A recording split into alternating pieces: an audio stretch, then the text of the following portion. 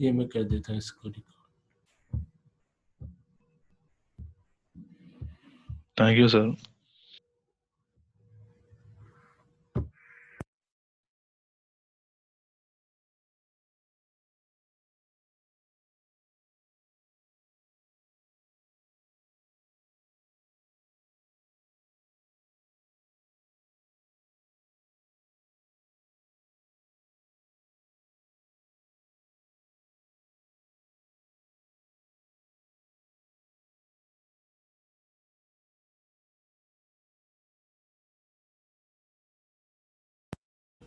टुकड़ों में तोड़ दिया जाए और उन टुकड़ों को अलग-अलग प्रोसेसर सीपीयूज के ऊपर एग्जीक्यूट किया जाए एट द सेम टाइम। इससे हमें फायदा क्या होगा? स्क्रीन शेयर किसी ने कोई सवाल करना है? सर, स्क्रीन शेयर कर दिया। स्क्रीन शेयर नहीं हुई है।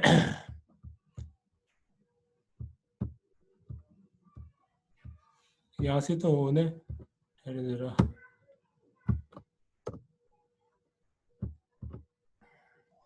ठीक है सर, होगी।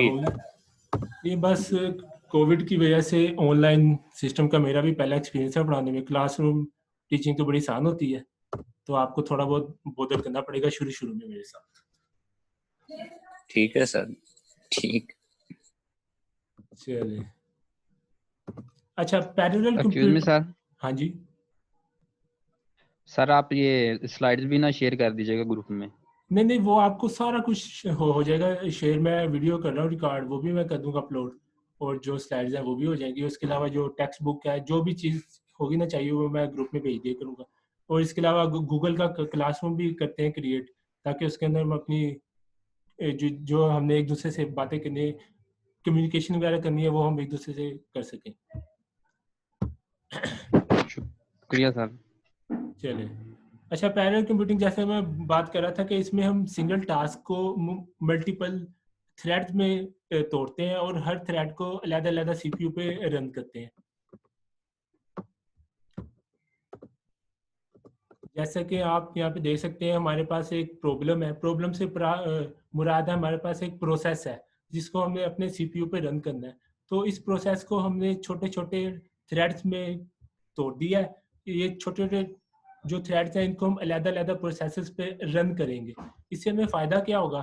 इससे फ़ायदा ये होगा कि हम एट द सेम टाइम उस प्रोसेस को ज़्यादा प्रोसेसेस पे रन करेंगे और हमारा जो एग्जीक्यूशन टाइम होगा वो बढ़ जाएगा।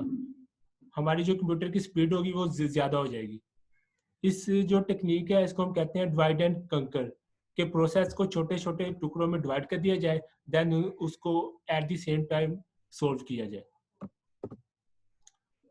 The term parallel computing architecture is sometimes used for a computer with more than one processor. इसमें ये बताया गया है कि जो पैरेलल कंप्यूटिंग सिस्टम के आर्किटेक्चर होते हैं ना, उसमें एक से ज़्यादा प्रोसेसर होते हैं और ये प्रोसेसर दो भी हो सकते हैं और हज़ारों में भी हो सकते हैं। जैसा कि हम गूगल की मिसाल लेते हैं, गूगल के जो सर्वर्स हैं उसके अंदर आप जाके अगर गूगल पे रिसर्च करेंगे तो आपको पता चलेगा कि थाउजेंड ऑफ सीपीयूज होते हैं एक सर्वर के अंदर। वो किस लिए होते हैं? क्योंकि एट द टाइम पूरी दुनिया से लाखों लोग गूगल पे सर्च कर रहे होते हैं, तो उन सब की जो क्वेरीज होती हैं उनको एक साथ मैनेज करने के लिए उनको एक साथ मुख्य सीपीयूज पे चलाया जाता है। The recent multi-core processor chips with more than one processor cores are some commercial examples. अच्छा, हम लोग जो अपने घरों में सीपीयू यूज करते थे, core two duo, dual core, तो वो यही होते थे। उसमें ये पैरेलल आर्किटेक्चर यूज होता था, क्योंकि उसमें एक जो हमारी चिप होती थी उसमें एक से ज्यादा सीपीयू होते थे।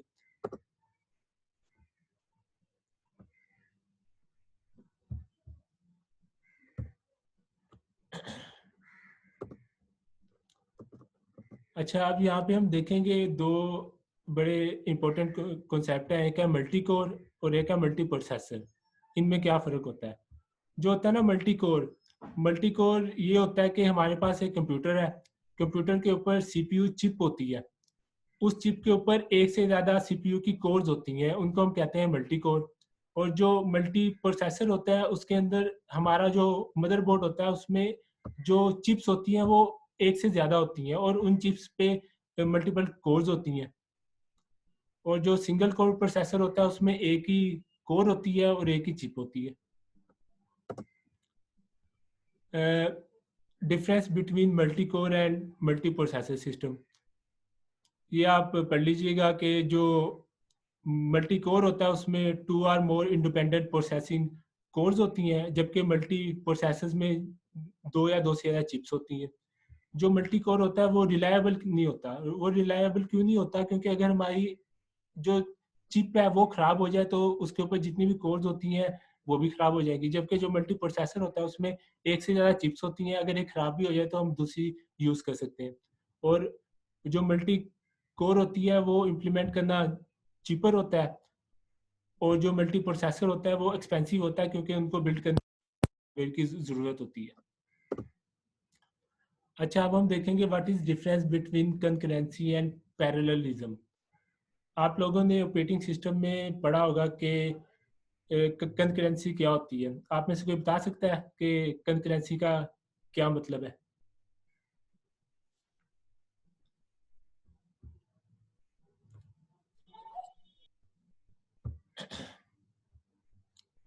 कोई स्टूडेंट बता सकता है मुझे what is meant by concurrency? Sir जब आपके दो अलग अलग कंप्यूटर जो होते हैं ना वो सेम टाइम पे एक ही चीज को हिट करते हैं ना, तो उसकी अच्छा, वजह से वो प्रॉब्लम क्रिएट हो जाती है। मतलब कि वो एम्बिगुइटी जैसे बोलते हैं ना, सही, वो वैसा चक्कर बन जाता है। तो वो कंकरेंसी वाला चक्कर आ जाता है। मतलब कि ठीक, दो सर्विसेज एक ही टाइम पे एक चीज को यूज करते हैं, तो ना वो सही से कर पाती है ना वो सही से कर पाती है, इस वजह से कॉन्फ्लिक्ट आ जाते हैं अंदर। ठीक हो गया। और कोई और स्टूडेंट बताना पसंद करेगा? सर सर जब मल्टीपल डिफरेंस थ्रेड एक वक्त में चल रहे हों, ठीक हो गया। हैवीवेट थ्रेड बन जाए। हाँ, बात दोनों की सेम ही है और तकरीबन ठीक ही है, लेकिन कंकरेंसी और पैरेललिज्म में थोड़ा सा फर्क है। कंकरेंसी का मतलब ये होता है, जो हमारा होता है ना ऑपरेटिंग सिस्टम, वो एट द सेम टाइम एक से ज्यादा प्रोसेसेस को रन कर रहा होता है सीपीयू के ऊपर। लेकिन वो करता ये है, पहले प्रोसेस 1 को पकड़ता है, उसको एक खास टाइम के लिए चलाता है, लाइक 2 सेकंड के लिए उसको चलाता है। जब उसका टाइम खत्म हो जाता है फिर वो अगले प्रोसेस को पकड़ता है, फिर उसको चलाता है। इसी तरह बारी बारी अगर हमारे पास 10 प्रोसेस है, उनको वो एक मखसूस टाइम चंक देता है और उनको चलाता जाता है। जबकि पैरेललिज्म में ऐसा नहीं होता। पैरेललिज्म में ये होता है कि वो जितने भी प्रोसेस है ना, उनको अगर हमारे पास 4 प्रोसेस है और 4 प्रोसेसर है, वो एक एक प्रोसेस को पकड़ के अलग-अलग प्रोसेसर में साइमल्टेनियसली चला रहा होता है। डिफरेंस आपको समझ आई? कंकरेंसी में वो एक खास टाइम के लिए प्रोसेस को चलाता है, उसको फिर छोड़ देता है और दूसरे प्रोसेस को पकड़ लेता है। जबकि पैरेललिज्म में वो एक ही टाइम पे दोनों सीपीयू के ऊपर दोनों प्रोसेस को चला रहा होता है। आपने ऑपरेटिंग सिस्टम में पढ़ा होगा प्रोसेस शेड्यूलिंग एल्गोरिदम्स। वो यही होते हैं कि उसमें ज़्यादा प्रोसेस हमारे कंप्यूटर ने चलाने होते हैं, तो वो शेड्यूलिंग एल्गोरिदम्स लगाता है ताकि वो कंकरेंसी हासिल कर सके। तो आप लोगों को इसमें डिफरेंस हुआ कुछ क्लियर?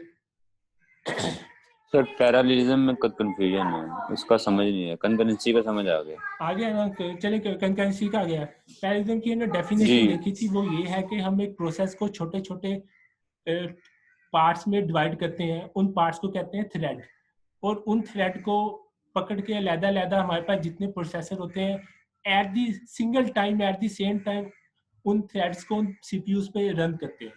और यहाँ पे कोई खास टाइम नहीं होता कि हमने 2 सेकंड के लिए रन करना है या 5 सेकंड के लिए रन करना है।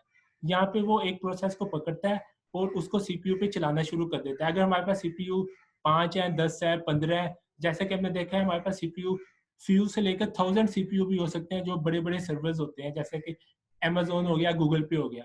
तो इससे हमारा प्रोसेस एक ही टाइम पे चल जाता है और उसकी एग्जीक्यूशन की स्पीड बहुत ज्यादा हो जाती है। जबकि एक तो फिर कंकरेंसी, सर इसके लिए तो फिर वो मल्टीपल प्रोसेसर नहीं चाहिए होंगे? मल्टीपल प्रोसेसर हैं जो वो यहाँ पे काम देंगे। हाँ जी, ये ये वाला चक्कर। जैसा कि हमने ये देखा है। जी जी अब ये जी जी, हमारे पास ये जो है ना, वाला मल्टीपल। हमारे पास ब्लू कलर में ये चिप है। इस चिप के ऊपर 2 सीपीयू कोर्स लगी हुई हैं। ये है सीपीयू नंबर 1, ये है सीपीयू नंबर 2। तो वो पैरेललिज्म हासिल करने का सिर्फ एक तरीका है, हमारे पास एक से ज़्यादा सीपीयू। आप ठीक कह रहे हैं, जब हमारे पास सिर्फ एक सीपीयू होगा हम कंकरेंसी तो हासिल कर सकते हैं, लेकिन हम पैरेललिज्म हासिल नहीं कर सकते। जब हमारे पास एक सीपीयू होगा तो हम कंकरेंसी कैसे हासिल करेंगे? आप में से कोई बताएगा?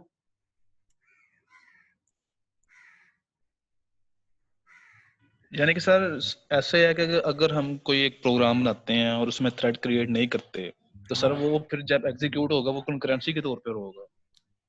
देखिए, हमारे पास अगर एक ही सीपीयू है तो हमारे पास 5 प्रोसेस हैं, हमने उनको एक सीपीयू पे कैसे चलाना है? हम उसको एक ही तरीके से चला सकते हैं। एक होता है बैच प्रोसेसिंग, तो उसमें हम होता है कि हम पहले एक प्रोसेस को चलाते हैं, जब तक वो खत्म नहीं होता हम किसी और प्रोसेस को पकड़ते ही नहीं। जब वो खत्म हो जाता है फिर हम दूसरे प्रोसेस को चलाते हैं, जब दूसरा खत्म हो जाता है हम तीसरे को चलाते हैं। लेकिन ये टेक्निक बहुत स्लो है, तो इसको स्पीड अप करने के लिए कंकरेंसी का कॉन्सेप्ट आया। उसमें ये होता है कि हम एक प्रोसेस को चलाते हैं, लेकिन जब तक वो खत्म हो जाए उसको उससे पहले ही हम उससे सीपीयू वापस लेके दूसरे प्रोसेस को दे देते हैं। इससे हमें ये फायदा होता है कि एक ही टाइम के अंदर एक से ज्यादा प्रोसेस को एग्जीक्यूट कर सकते हैं और वो प्रोग्रेस करते रहते हैं अपनी एग्जीक्यूशन में। इस कॉन्सेप्ट को कहते हैं कंकरेंसी, कि हमारी स्पीड भी इंक्रीज हो जाए और हम ये ना हो कि हमारा एक प्रोसेस बहुत लंबा है उसकी वजह से बाकी तमाम प्रोसेस इंतजार करते रहे कि हाँ हमारी बारी भी आए और हमें भी सीपीयू मिले। This is called concurrency. लेकिन सिंगल प्रोसेस के साथ हम पैरेललिज्म को हासिल नहीं कर सकते। पैरेललिज्म का मतलब ये है कि हमारे पास एक से ज्यादा प्रोसेसर हो और हम प्रोसेस एक ही प्रोसेस के टुकड़े करके उसके थ्रेड्स को उन प्रोसेस पर चलाएं, ताकि वो जो हमारा प्रोसेस है ना वो स्पीड अप हो जाए उसकी execution. Do you get my point? Yes sir. Yes sir. Yes sir. ठीक हो गया। अगर कोई कंफ्यूजन है तो आप पूछ सकते हैं, जितनी बार मर्जी पूछे, कोई मसला नहीं है। और कंकरेंसी में क्या कोई हम टाइमर वगैरह यूज करते हैं, शेड्यूलर सर यूज करते हैं? हाँ जी, आपने वो ऑपरेटिंग सिस्टम में पढ़े होंगे शेड्यूलिंग एल्गोरिदम्स, जैसा कि फर्स्ट कम फर्स्ट सर्व। जो प्रोसेस पहले आएगा वो उसको पकड़ता है, लेकिन उसको वो एक खास टाइम स्लॉट के लिए पकड़ता है।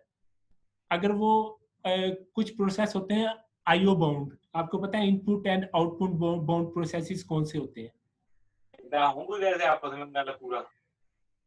बता सकता है कोई आईओ बाउंड प्रोसेसेस कौन से होते हैं?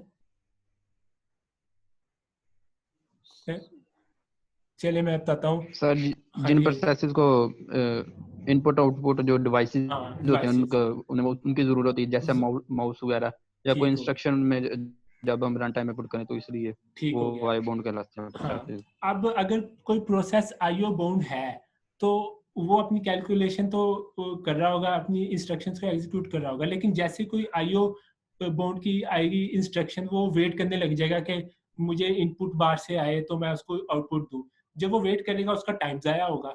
तो इस टाइम को बचाने के लिए कंकरेंसी का कॉन्सेप्ट आया कि अगर वो इसको हम सिर्फ देंगे एक खास टाइम स्लॉट 2 सेकंड देंगे, चाहे वो जो मर्जी काम कर रहा हो उसे हम प्रोसेस वापस ले लेंगे प्रोसेसर और वो किसी और प्रोसेस को दे देंगे। इससे ये होता है कि हमारे एग्जीक्यूशन में तवाज़ुन आ जाता है और तमाम प्रोसेसेस एग्जीक्यूट भी हो जाते हैं। सीपीयू का ज़्यादा टाइम भी ज़ाया नहीं होता, क्योंकि हमारे कंप्यूटिंग का बेसिक मकसद ये है कि हम अपने रिसोर्सेज को एफिशिएंटली यूज़ करें, वरना तो कंप्यूटर साइंस की फील्ड का फ़ायदा ही नहीं है ना। हमारे पास जितने रिसोर्सेज हैं, चाहे वो मेमोरी है, चाहे वो सीपीयू है, हमने उनका ऐसा यूज़ करना है कि वो बिल्कुल एफिशिएंट हो जाए उनका यूज़, उनमें से कोई रिसोर्स ज़ाया ना हो, कि सीपीयू इंतज़ार में ना बैठा रहे। तो वो इसलिए कंकरेंसी का कॉन्सेप्ट आया था। तो ये फिर इसके बाद उन्होंने देखा कि हमारे पास अगर एक सीपीयू हो, इसकी स्पीड कैसे बढ़ाई जाए कंप्यूटर की। तो उन्होंने कहा एक सीपीयू की बजाय हम एक से ज़्यादा सीपीयू यूज़ कर सकते हैं with in a single computer. तो एक से ज़्यादा जब सीपीयू यूज़ किए तो उधर से कंसेप्ट आया पैरेललिज्म का। पैरेललिज्म के ज़रिए फिर एक ही प्रोसेस के टुकड़े करके उसको अलग-अलग सीपीयूज़ पे चलाना शुरू कर दिया। इससे हमारी स्पीड भी इंक्रीज़ होगी और कंकरेंसी का कांसेप्ट उधर ही है। ओके हो गया? Yes sir. चलें, ये हमने डिफरेंस तो देख लिया है कि कंकरेंसी और पैरेललिज्म में क्या मेन डिफरेंस यही है। एक ये है कि एट द सेम टाइम और एक है simultaneous. At the same time का मतलब ये है कि तमाम प्रोसेस को हम एक खास टाइम दे रहे हैं ताकि तमाम प्रोसेस एग्जीक्यूट हो जाए।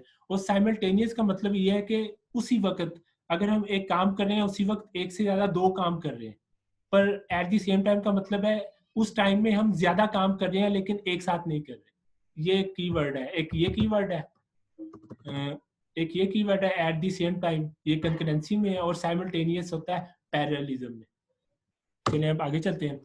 ये एक मैंने इंटरनेट पे देखी थी एग्जांपल, ये काफ़ी इससे अच्छी है, इसे कंकरेंसी और पैरेललिज्म का समझ आ जाता है। देखिए हमारे पास ये है कॉफ़ी मशीन। अगर हम ये जो हमारी पहली लाइन है इसको कहते हैं प्रोसेस 1, और ये जो हमारी दूसरी लाइन है इसको कहते हैं प्रोसेस 2। तो अब ये जो हमारी कॉफ़ी मशीन है ये पहले ये प्रोसेस 1 में से आएंगे जो बंदे इनको सर्व करेगी, लेकिन थोड़ी देर बाद वो ये जो हमारी दूसरी कतार है ये इसको सर्व करेगी। मतलब हमारे पास सीपीयू एक है लेकिन वो बारी बारी कभी इसको सर्व कर रही है कभी इसको, मतलब वो कंकरेंसी ला रही है कि दोनों प्रोसेस भी हमारे चलते रहे और हमारा टाइम भी ज़ाया ना हो। और जो है ना पैरेललिज्म, उसमें हमारे पास एक से ज़्यादा कॉफ़ी मशीन है, एक कॉफ़ी मशीन इस प्रोसेस को देख रही है, एग्जीक्यूट कर रही है, और एक कॉफ़ी मशीन इसको एग्जीक्यूट कर रही है।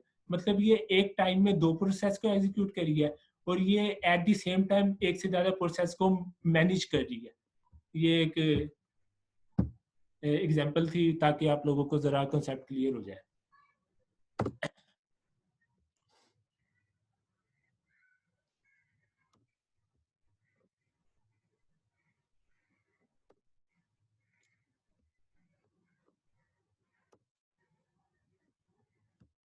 ये स्लाइड बदलने में काफ़ी लैग आ रहा है, ठहरें ज़रा, अब हो गया ठीक। अच्छा, major difference between concurrency and parallelism, ये हम पढ़ चुके हैं, ये आप लोग पढ़ लीजिएगा। अच्छा, अब हम चलते हैं जो हमारा तीसरा कीवर्ड है डिस्ट्रीब्यूटेड सिस्टम्स। हमने देख लिया कि कंप्यूटिंग क्या होती है, हमने देख लिया पैरेलल सिस्टम्स क्या होते हैं। अब हम देखेंगे what are the distributed systems. We define a distributed system as one in which hardware or software components located at network computer communication and coordinate their actions only by passing messages. इसका मतलब ये है कि हमारे पास एक 2 या 2 से ज़्यादा कंप्यूटर सिस्टम्स होते हैं जो कि एक दूसरे से फासले पर पड़े होते हैं। अब फासले से क्या मुराद है, हो सकता है कि हमारे पास वो सिस्टम्स एक ही कमरे में पड़े हों पर वो एक दूसरे से फासले पे पड़े हो, या ये हो सकता है कि हमारे पास कंप्यूटर सिस्टम एक हमारी बिल्डिंग में पड़े हैं और जो बाकी कंप्यूटर सिस्टम है वो दूसरी बिल्डिंग में पड़े हुए हैं। असल में मैं कहना ये चाह रहा हूँ, जैसा कि हम मिसाल लेते हैं गूगल की। गूगल के कितने डाटा सेंटर्स हैं अमेरिका में, आपने देखा ही होगा। तो एक डाटा सेंटर अगर उनका वाशिंगटन में है और एक है न्यूयॉर्क में, वो सारे डाटा सेंटर काम एक ही कर रहे हैं।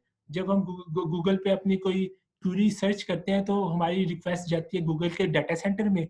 अब वो डाटा सेंटर में एक से ज़्यादा कंप्यूटर्स हैं और वो अलग-अलग सिटीज़ में डाटा सेंटर पड़े हुए हैं, लेकिन हमें एज अ एंड यूज़र पता नहीं चलता कि हम समझते हैं कि सर्वर एक ही पड़ा है और वो हमें अपनी क्वेरी का रिजल्ट दे रहा है। बल्कि असल में गूगल के पास लाखों कंप्यूटर्स हैं जो ये काम कर रहे हैं। तो यहाँ पे डिस्ट्रीब्यूटेड सिस्टम का ये कॉन्सेप्ट है कि millions of computer work together to solve a problem, लेकिन एंड यूजर पे हमें नहीं पता होता, हम तो समझ रहे होते हैं सिर्फ एक ही कंप्यूटर है, सर्वर बैठा है, वो हमारे सवालों का जवाब दे रहा है।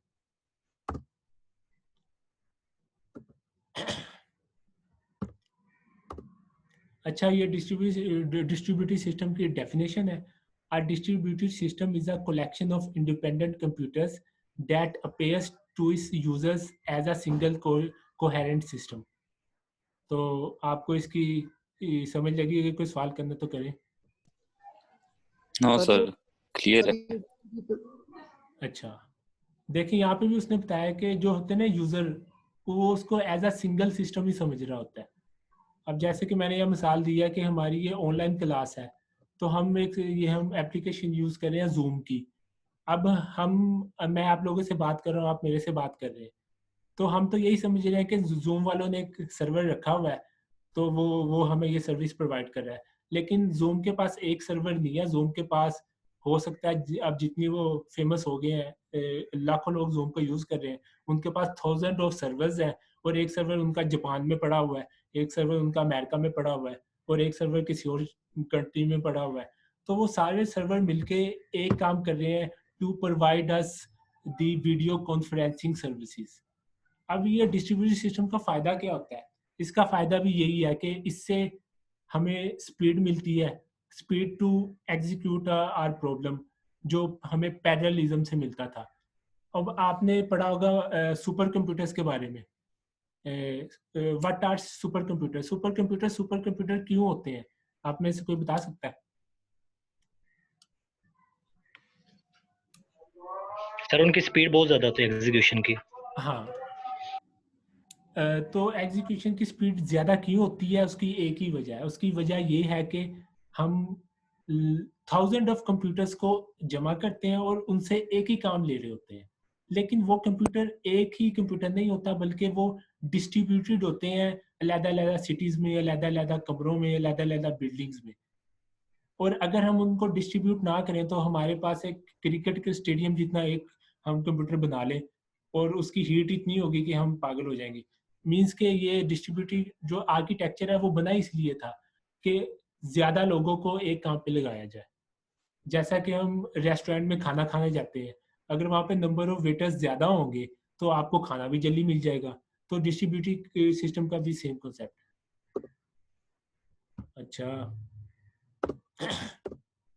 ये देखें, यहाँ पे इमेज के जरिए मैंने समझाने की कोशिश की है।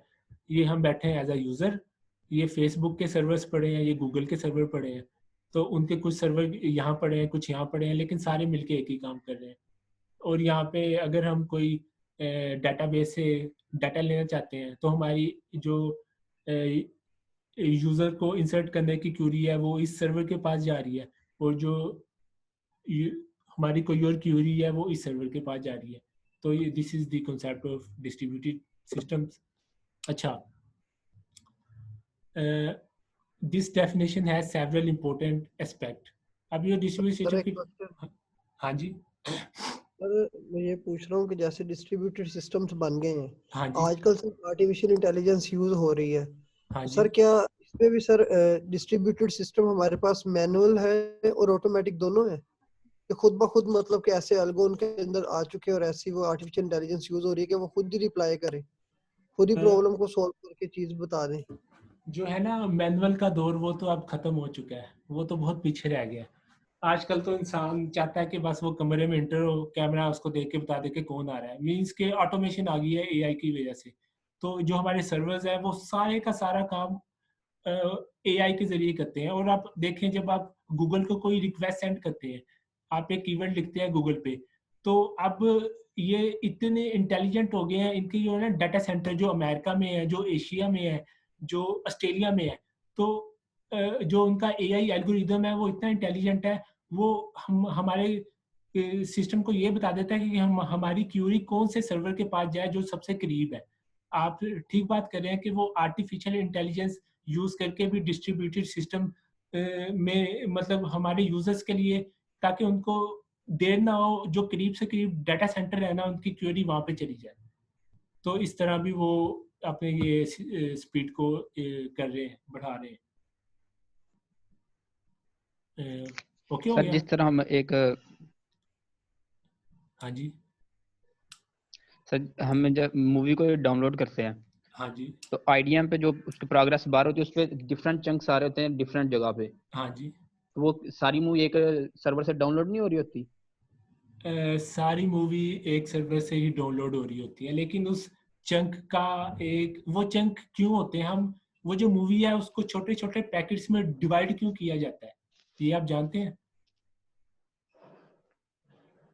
आपने एक्चुअल में उस मूवी का साइज बहुत बड़ा होगा, हाँ, इसलिए साइज बड़ा है। उन्हें डिफरेंट साइज उसमें डिवाइड किया होगा। हाँ, एक तो ये वजह है, और दूसरी वजह ये है कि हो सकता है कि हमारा जो डाटा पैकेट है वो रास्ते में कहीं डैमेज हो जाए, रास्ते में गुम हो जाए, रास्ते में वो यस सर। हमारे तक पहुंचे ही ना। फिर जब कंप्यूटर नेटवर्क्स में आपने पढ़ा होगा कि अगर कोई डाटा पैकेट हमारे तक ना पहुंचे ना, तो हम उस सर्वर को दोबारा मैसेज सेंड करते हैं कि we are missing this packet. Kindly हमें पैकेट दोबारा Yes, sir. सेंड कर दे। तो वो जो चंक्स आ रहे होते हैं उसका डिफरेंट पर्पसेस होते हैं। तो कि भाई एक तो हमारे जो पैकेट डैमेज हुए हैं वो मिल जाए, और दूसरा जो साइज है वो इतना छोटा हो जाए कि हम उसको मुख्तलिफ टाइमिंग्स में आराम से डाउनलोड कर लें। उसका जो है ना ताल्लुक नेटवर्किंग से है कि किस तरह का डाटा को हमने ट्रांसफर करना है from one computer to the other computer, और वो काम जो हो रहा है वो काम इतनी तेजी से क्यों हो रहा है, वो मुख्तलिफ कंप्यूटर्स उनके सीपीयूज आपस में मिलके वो काम कर रहे हैं, और वो सीपीयूज एक जगह पे नहीं होते, जिसकी वजह से इसको कहते हैं डिस्ट्रीब्यूटेड, मतलब वो फैले हुए हैं। अगर वो एक ही जगह पे होते, एक ही चिप पे होते वो, और हम एक चिप पे लाखों सीपीयू लगा भी नहीं सकते, इसलिए डिस्ट्रीब्यूटेड का कॉन्सेप्ट आया। ठीक हो गया? Yes, sir. चले ये डेफिनेशन में डिस्ट्रीब्यूटेड सिस्टम की कुछ खास बात। सर जब डिस्ट्रीब्यूटेड सिस्टम्स बने हैं, हाँ तो जी। सर जैसे आप बता रहे हैं कि एक सिस्टम किसी एक इलाके में होता है, दूसरा सिस्टम दूसरे में होता है, सर इस चीज की भी तो कॉस्ट पड़ी होगी फिर। और सर सिस्टम मैं आपको बताता हूँ। आप जैसे कि आपकी यूनिवर्सिटी है जीसी, यहाँ पे इनके अपने पड़े होंगे सर्वर्स, तो बाज़ दफ़ा ये होता है कि एक बिल्डिंग बनी होती है, उसको वो कहते हैं डाटा हाउस, कि यहाँ पे हमारे सर्वर पड़े हुए हैं। लेकिन बाज़ यूनिवर्सिटीज़ में ये होता है कि एक बिल्डिंग में स्टूडेंट्स को जो डील करते हैं उनके सर्वर्स पड़े होते हैं, एक बिल्डिंग में फैकल्टी के पड़े होते हैं। मींस के वो जो सर्वर्स होते हैं वो काम डिफरेंट भी कर रहे होते हैं, सेम भी कर रहे होते हैं, लेकिन वो अलग-अलग कैंपसेस में अलग-अलग बिल्डिंग्स में वो पड़े होते हैं। जो स्टूडेंट्स की या फैकल्टी मेंबर की क्यूरी जाती है, वो क्यूरी जाती तो हमारी तरफ से सर्वर्स की तरफ है, लेकिन वो सर्वर फिर आपस में कम्युनिकेट करते हैं।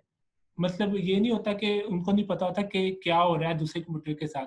एक मैकेनिज्म होता है, आपने ऑपरेटिंग सिस्टम में पढ़ा होगा, इंटर प्रोसेस कम्युनिकेशन। इसी तरह इंटर सर्वर्स या इंटर कंप्यूटर कम्युनिकेशन के लिए वो डिफरेंट प्रोटोकॉल्स यूज करते हैं, वो हम आगे जाके पढ़ेंगे।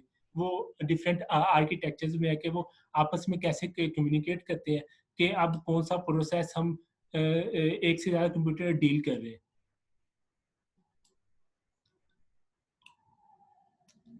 जी और कुछ चले।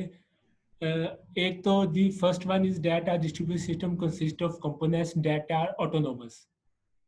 ऑटोनोमस का मतलब होता है कि हर जो होता है ना कंप्यूटर सिस्टम, वो एक इंडिविजुअल कंप्यूटर सिस्टम होता है। जैसे कि मैंने आपको बताया कि वो किसी पर डिपेंड नहीं होता। जिस तरह आप अपना लैपटॉप यूज कर रहे हैं, ये एक ऑटोनोमस सिस्टम है, तो इसमें जितने भी कंप्यूटर सिस्टम होते हैं वो ऑटोनोमस होते हैं। A second aspect is that user think they are dealing with the single system। ये मैं आपको बता चुका हूँ कि हमें यही लग रहा होता है कि हमारा काम एक ही सर्वर कर रहा है, लेकिन उसके पीछे बहुत इवन सुपर कंप्यूटर भी हो सकता है। User and application can interact with the distributed system in a consistent and uniform way regardless of where and when interaction takes place। हमें इससे गर्ज नहीं होता कि भाई हमारी जो क्यूरी है वो कहाँ पे एग्जीक्यूट हो रही है और कब एग्जीक्यूट हो रही है। एज अ यूजर हमें सिर्फ एंड रिजल्ट से गर्ज होता है कि एंड पे हमारा काम हो रहा है कि नहीं हो रहा। The difference between the various computers and the ways in which they communicate are mostly hidden from the user। ये वो बात मैं जो आपको कर रहा था कि ये जो डिस्ट्रीब्यूटेड सिस्टम में कंप्यूटर सिस्टम होते हैं वो आपस में कैसे कम्युनिकेट करते हैं, ये सारा कुछ यूजर से हिडन होता है। मतलब कि यूजर्स को कोई लेना देना नहीं, ना उनको पता है कि वो आपस में कैसे कम्युनिकेट कर रहे हैं, वो कैसे एग्जीक्यूट कर रहे हैं। तो this is the concept of distributed computers. चलिए आज के लिए जस्ट इंट्रोडक्शन ही था हमारा जो ये सब्जेक्ट था। तो हमने देखा कि what is parallelism, what is distributed systems, what is meant by concurrency. तो अब हम नेक्स्ट लेक्चर से चलेंगे आगे, तो अपने को उसको बढ़ाएंगे। तो आप लोगों के कोई सवाल जवाब हो तो आप बता सकते हैं। सर सेकंड लेक्चर सर एक मासूमाना सवाल है सर। जी करिएगा।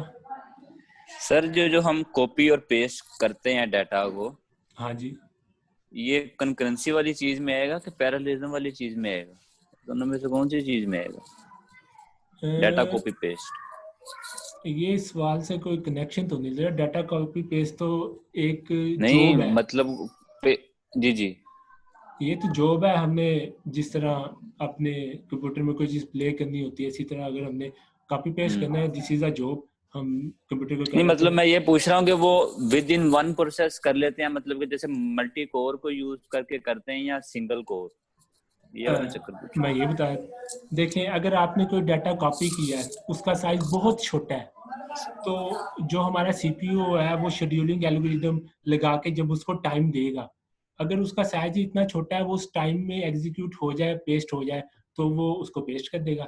लेकिन अगर उस डाटे का साइज बहुत ज्यादा बड़ा है, तो अगर ड्यूरिंग दी पेस्टिंग उसका टाइम स्लॉट जो सीपीयू ने उसे अलॉट किया था वो टाइम स्लॉट खत्म हो जाए, तब वो उससे सीपीयू वापस ले लेगा और वो किसी और सी प्रोसेस को सीपीयू दे देगा, और उस वक्त तक हमारा जो ये टास्क है वो परफॉर्म नहीं होगा।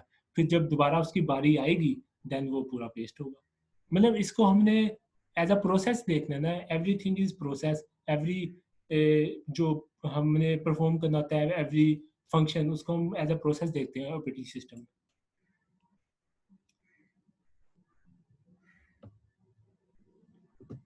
ठीक ठीक सर। सर क्योंकि हम बाजू का देखते हैं ना, जब कॉपी पेस्ट होते हुए 2 से ज्यादा चीजें कॉपी पेस्ट हो रही हो ना, तो वो इतनी स्पीड से हो रहा होता है कि मालूम ही नहीं होता कि कोई चीज रुक रही है या कोई चीज हो रही है। वो तो साइज ही इतना थोड़ा होता है। टेक्स्ट का साइज बिट्स में तो होता है या बाइट में होता है, और सीपीयू की स्पीड तो बहुत ज्यादा होती डाटा है। कॉपी पेस्ट से मुराद files copy paste, files, documents, files या कोई वीडियोस वगैरह, उनका साइज तो बड़ा होता है ना। हाँ, एवरीथिंग इज अ बिट और बाइट, मतलब 0 और 1 ही होते हैं ना। तो वो मैंने वही कहा कि उसके साइज पे करता है डिपेंड। साइज उसका बड़ा होगा तो टाइम ज्यादा लगेगा, लेकिन हमारे प्रोसेसर इतने तेज हो गए हैं, इतने तेज हो गए हैं, उनके लिए ये टास्क अब कोई ज्यादा टाइम कंज्यूमिंग नहीं रहे। ये टास्क अब वो बहुत जल्दी और आराम से परफॉर्म कर देते हैं। जी ठीक है सर, ठीक। अच्छा, अब अगले वीक से आप लोगों की 2 क्लास हुआ करेंगे। मैंने टाइम टेबल पहले देखा नहीं था, अब देखा है। तो 12 से 2 बजे तक हुआ करेगी ना? जी सर। Yes sir.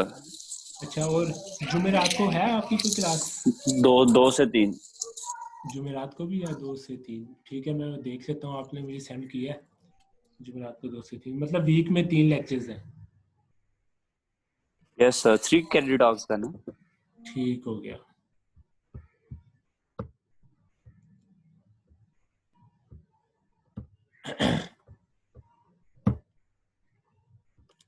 और अभी अच्छा सर, आगे वाले लेक्चर में आपका वेट करें कि अब छुट्टी है? नहीं, आज तो पहला दिन इंट्रोडक्शन, आज जाने ने, इंशाअल्लाह कल होती है मुलाकात। जी तो ठीक क्योंकि सर, अभी ठीक। मैंने वो सुबह भी देना था लेक्चर, उनको मैंने दिया नहीं, मुझे टाइम का पता नहीं था, तो उनको मैंने टाइम दिया हुआ है जी 1 बजे का। उनका होता है सुबह जी 9 जी बजे। ठीक। तो अभी जी तकरीबन कितने पार्टिसिपेंट हैं यहाँ पे? नंबर्स तो नहीं लिखे हुए। चले 27 है सर। चले अटेंडेंस का भी कोई सिस्टम बनाते हैं, अभी जी देखेंगे इंशाल्लाह। क्या करना है। और मैं ठीक गूगल है का सर। क्लासरूम भी कर दूंगा क्रिएट। आगे कोई भी हमने कम्युनिकेशन करनी हुई तो मैं आपको सेंड कर दूंगा उनका लिंक, तो आप सारे स्टूडेंट जो क्लास के सीआर हैं वो उनको कर दे करने। ठीक ठीक है, ठीक। चले फिर, ओके हो गया।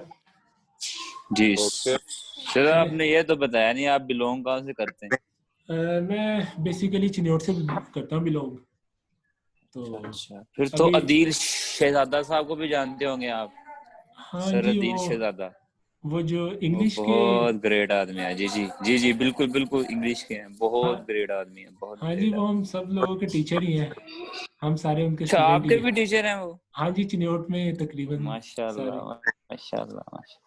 तो चलें, फिर तो माशाल्लाह बहुत अच्छा है। आप भी उनसे पढ़ते हैं या पढ़ चुके जी हैं? जी सर, हम पढ़ चुके हैं। लास्ट सेमेस्टर भी उन्हीं का था, और अच्छा, तकरीबन हमारा फर्स्ट से लेकर सेकंड सेम भी उन्होंने लिया है। बहुत ग्रेट आदमी है, बहुत अच्छा पढ़ाते हैं माशाल्लाह। हाँ जी। अल्लाह उनकी जिंदगी में बरकत दे, बड़ा बहुत नाइस है, बहुत जबरदस्त इंसान। हाँ जी, ठीक हो गया। सर चिन्नौर में किस जगह से हैं? चिन्नौर सिटी से? चिन्नौर सिटी से झंग रोड पे ही मेरा घर है। तो सर कोई एरिया का नाम बताइएगा, रजोया चौक है उधर तो। आप चिन्नौर से कि आप किसी और शहर से? जी सर मैं चिन्नौर मुकीर टाउन से। बस मैं आपके सामने ही रहता हूँ, जमजम के सामने। हाँ, एरिया आपको पता चल गया होगा। सर इनकी जी फूल सर, वाली जी सर। दुकान है ना, आपके घर फूलों का गुलदस्ता लेके आएंगे, आप इनको ड्रेस नहीं नहीं, फूलों की तो कोई जरूरत नहीं है, आप खुद ही लेक्चर ही सुनने आ जाइए कि यही बहुत काफी है। ये तो मोहब्बत है, ये तो मोहब्बत। ठीक हो गया। चलें फिर इंशाल्लाह ताला कल अगर जिंदगी ने वफा की तो दोबारा होगी मुलाकात। ठीक है सर। ठीक है फिर, अल्लाह हाफिज। ठीक है सर, फी अमान अल्लाह, खुदा हाफिज।